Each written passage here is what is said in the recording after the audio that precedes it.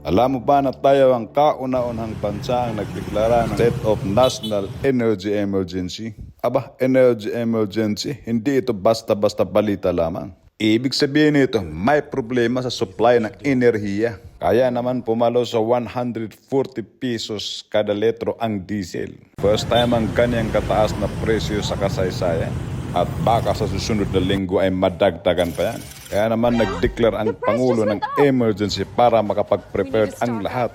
Ang tanong ng marami, bababa na ba ang presyo ng langis? Hindi ibig sabihin nito ay agad bababa ang presyo ng diesel at gasolina.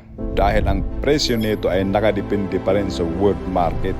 Ano naman ang maitutulong ng emergency power na ito? Una, pwedeng kontrolin ng pamahalaan ang pagtataas ng presyo ng pamilya. Pwede nitong huliin ang mga taong nagtatago ng supply o nagpapataas ng presyo. Ikalawa ay para sa transport sectors. May fuel subsidy o tulong panggas. Magkakaroon ng maraming libreng sakay. At pwede ring bawasan ng toll fee.